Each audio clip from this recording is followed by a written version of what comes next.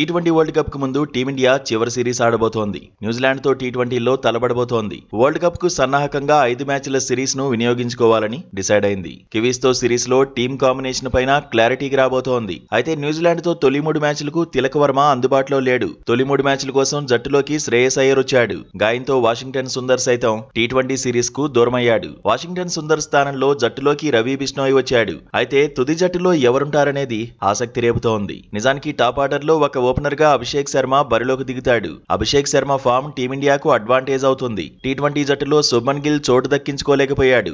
దీంతో ఒక opener slot ఖాళీ అయింది. ఆ స్థానంలో సంజు శాంసన్ బరిలో దిగుతాడు అనడంలో డౌట్ లేదు. శుభ్మన్ గిల్ రీ ఎంట్రీకి ముందు సంజు శాంసనే ఓపెనర్ గా బరిలోకి దిగాడు. ఓపెనర్ గా మంచి రికార్డే ఉంది. 3 సెంచరీలు కూడా కొట్టాడు. మిడిల్ ఆర్డర్ తో పోల్చితే ఓపెనర్ గానే సంజు శాంసన్ సూట్ అవుతాడనే చర్చ కూడా ఉంది. దీంతో ఓపెనర్ గా సంజు శాంసన్ ఫిక్స్ అయినట్టే. వన్ డౌన్ లో ఎవరు బరిలోకి దిగుతారు అనేది ఆసక్తి రేపుతోంది. తిలక్ వర్మ జట్టులో లేకపోవడంతో సూర్యకుమార్ యాదవ్ ఆడతాడా లేదంటే శ్రేయస్ అయ్యర్ ను ఆడిస్తారా అనేది హాట్ టాపిక్ అవుతోంది. అయితే 3వ స్థానంలో సూర్యకుమార్ యాదవ్ పెద్దగా క్లిక్ కావడం లేదు. అదే సమయంలో వన్ డౌన్ లో తిలక్ వర్మ ప్రూవ్ చేసుకున్నాడు. కానీ ఇప్పుడు తిలక్ ప్లేస్ లో శ్రేయస్ అయ్యర్ ను ఆడించాలనే డిమాండ్స్ వినిపిస్తున్నాయి. టీ20 వరల్డ్ కప్ కు ముందు సూర్యకుమార్ యాదవ్ ఫామ్ ను అందుకోవాల్సిన పరిస్థితిలో ఉన్నాడు. లేదంటే స్కై పై ఒత్తిడి పెరిగే ప్రమాదం ఉంటుంది. 5వ స్థానంలో హార్దిక్ పాండ్యా ఆడతాడు. పాండ్యా ఇప్పుడు అద్భుతమైన ఫామ్ లోనే ఉన్నాడు. హార్దిక్ తో టీమిండియాకు బ్యాలెన్స్ కూడా వస్తుంది. అయితే లెఫ్ట్ రైట్ కాంబినేషన్ పై దృష్టి పెడితే హార్దిక్ కంటే ముందు శివం దూబే కూడా వచ్చే అవకాశాలు ఉంటాయి. పరిస్థితులను బట్టి టీం మేనేజ్మెంట్ నిర్ణయం తీసుకునే ఛాన్స్ కనిపిస్తోంది.